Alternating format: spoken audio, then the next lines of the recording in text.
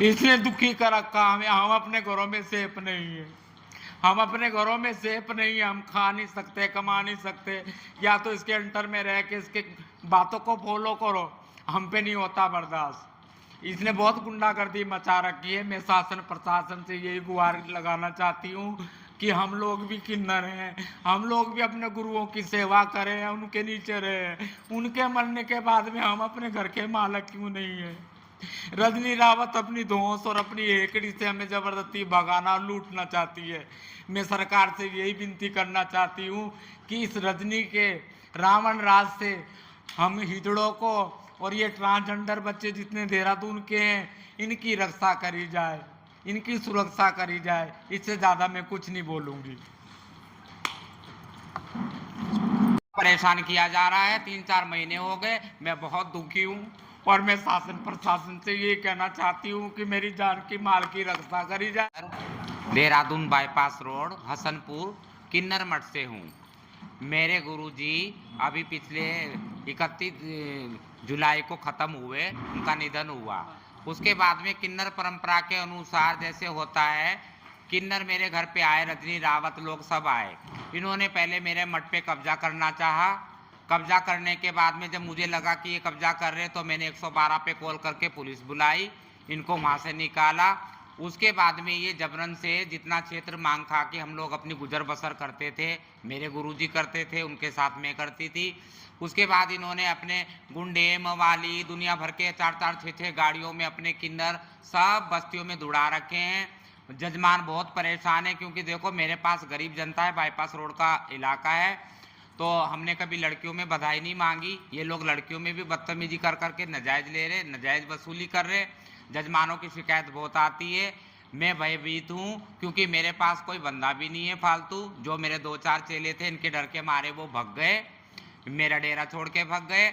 मेरे साथ में कोई भी अनहोनी होती है, कोई भी बात होती है, इसके जिम्मेवार ये रजनी रावत है और इसका पूरा गैंग है। और एक बात और मैं कहना चाहती हूँ कि ये जो कहती है कि मैं पूरी समस्त देहरादून की गद्दी क्षेत्र की मालक हूँ, कोई बात नहीं, मालक है तो तू कोई ऐसा चीज पेश करना कि हम पीछे हट जाएं। प्रमाण पेश। अगर तूने कोई चीज तुझे किसी सरकार से मिली है, या कोई कोर्ट ने दी है, या कोई किसी चीज ने तुझे दिया है कि भाई पूरा क्षेत्र तू ही मांग। अब भी रुकने का नाम नहीं ले रहे हैं। गाड़ियों में 10-10 15-15 बाउंसर भर के, गुंडे बदमाश भर के, और रजनी के जितने भी गुट के लोग हैं, वो लोग अब भी मुझ पे हमला करने से चूक नहीं रहे। वो सोच रहे हैं कि किस तरह मौका मिले और फिर से वो किसी बड़ी वारदात को अंजाम दे। और मैं हाई कोर्ट की और प्रशासन की एक शुक्रगुजार हूँ कि मुझे सुरक्षा दी गई, जिससे कि मैं खुद को थोड़ा सा फील कर रही हूँ कि मैं सेफ हूँ, लेकिन मैं कहीं तक सेफ नहीं हूँ। अब भी वो लोग किसी बड़ी घटना को अंजाम देना चाहते हैं। और मैं एक बात और कहना चाहती हूँ कि रजनी रावत मूल निवासी राम बहादुर नेपाल का जो कि रहने वाला है, वो मुझे ये कहता है कि मैं एक पुरुष हूँ, मैं शादीशुदा हूँ, मैं 1-2 बच्चों का पिता हूँ। अगर मैं पुरुष हूँ तो ये रजनी रावत ने दिया है, साइन करे हैं, जो कि मेरी गुरु ने मुझे कुछ टाइम पहले अपना नाचने गाने का कार्य करने के लिए कुछ थोड़ा सा क्षेत्र दिया था, जिसमें कि ये रजनी रावत का भी अंगूठा है और इसमें रजनी रावत के भी साइन है। तो मैं ये कहना चाहती हूँ, अगर मैं पुरुष हूँ और रजनी इस तरह के अपने अंगूठे और साइन करके एरिया डिवाइडिंग करती है, उसको ये अधिकार किसने दिया? और क्या अगर मैं पुरुष हूँ तो उसके घर में इतने सारे जो लोग हैं जिनको वो गलियों में, क्षेत्र में मांगने के लिए, उगाई करने के लिए भेजती है, वो सारे पुरुष हैं? वो कौन है, कहाँ से आए, उनका मूल निवास कहाँ का है? उस चीज़ के बारे में सरकार से कहना चाहती हूँ। अगर जब रजनी ने ये मुहिम छेड़ी है असली और नकली की, तो सरकार, शासन, प्रशासन, देहरादून में सभी की, डिस्ट्रिक्ट में जितने भी ट्रांसजेंडर है, सभी की मेडिकल जांच हो, जिससे ये पता चले कौन असली है और कौन नकली है। और इसकी अवैध अपूर्ण संपत्ति की भी सरकार जांच करे। मैं यही कहना चाहती हूँ। नमस्कार करती हूँ। मेरा नाम शिखा है और मैं विकासनगर से हूँ। मैं सिर्फ इतनी बात कहना चाहती हूँ कि अभी बीते दिन 3-4 दिन पहले रजनी रावत ने यहाँ पे प्रेस कॉन्फ्रेंस करी।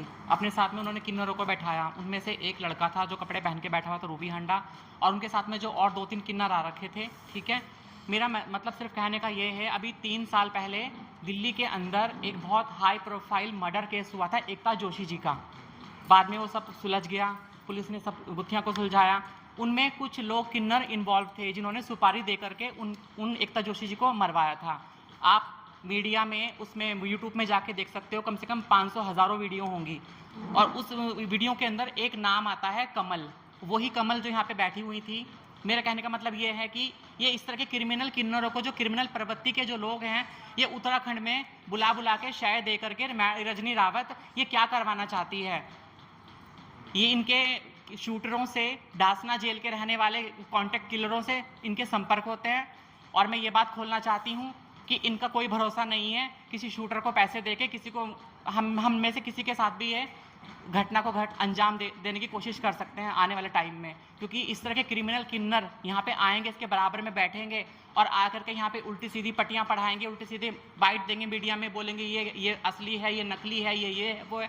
तो ये चीज़ बिल्कुल गलत है और क्रिमिनल प्रवृत्ति के लोगों को यहाँ आने के लिए भी बिल्कुल इजाज़त नहीं देनी चाहिए। जब साफ मना किया है कि बाहर के लोग यहाँ नहीं आएंगे, तो ये अपने घर में बुला के ये क्या मीटिंगें करती है, क्या करवाना चाहती है। आने वाले वक्त में, आने वाले टाइम में बहुत बड़ा खतरा मंडरा रहा है। किसी के साथ में कुछ भी हो सकता है।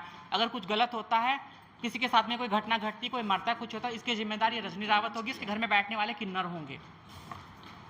रजनी रावत कहती है कि वो पूरे उत्तराखंड की, पूरे देहरादून की गद्दी नशीन है। आखिर किसने उसको गद्दी नशीन बनाया?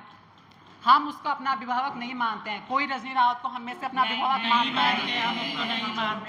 मार मार के कोई हमें हमारा बाप नहीं बन सकता। हम नहीं मानते हैं। क्यों हम किसी को उपाधि दें? क्यों हम किसी को गद्दी दें? और कौन होता है रजनी रावत अपने आप को गद्दी नशीन कहने वाला? और गद्दी नशीन होगा तो अपने घर तक होगा। अपनी जिंदगियों के मालिक हम लोग खुद हैं। हमारा संविधान सबसे सर्वोपरि है, हमारे फंडामेंटल राइट सबसे सर्वोपरि हैं, इससे ऊपर कुछ भी नहीं है। और आज मैं इसके ऊपर हाथ रख के कहती हूँ कि जितने भी हम देहरादून के लोकल किन्नर बच्चे हैं, लोकल ट्रांसजेंडर बच्चे हैं, हम अपना शहर छोड़ के, अपना राज्य छोड़ के किसी के डर से कहीं नहीं जाएंगे। अब हम हाई कोर्ट तक पहुँच चुके हैं और हाई कोर्ट के बाद अगर हमें सुप्रीम कोर्ट का भी दरवाज़ा खटखटाना पड़े तो भी हम खटखटाएंगे। क्यों खटखटाएंगे? क्योंकि ये लोग कहते हैं, रजनी रावत गैंग कह रही है कि हम लोग इनकी छवि खराब कर रहे हैं, लेकिन अवैध वसूली करके, बदतमीजियां करके, जजमानों को डरा के, धमका के, नंगे होके बददुआएं देने के डर से ये लोग हमारी छवि खराब कर रहे हैं। मेरे जैसे जो बच्चे पढ़ रहे हैं, हमारी छवि पे भी फर्क पड़ता है, तो ये लोग हमारी छवि खराब कर रहे हैं। दूसरा, ये शहर का माहौल खराब कर रहे हैं। दूसरे किन्नरों के डेरों पे कब्जे करना, दूसरों के घरों पे कब्जे करना, बच्चों को किडनैप करके मारना पीटना, गुट बना के और लोगों को मारना पीटना, बच्चों को मारना पीटना, प्रशासन को गुमराह करना, शासन को गुमराह करना, ये असली है, ये नकली है, सिर्फ हमें ही बधाई दी जाए। आपको बधाई भी लेनी है, आपको सोने चांदी की प्लेट में खाना भी खाना है, और आप सन्यासी भी बनते हो कि हम लोग हिजड़े हैं।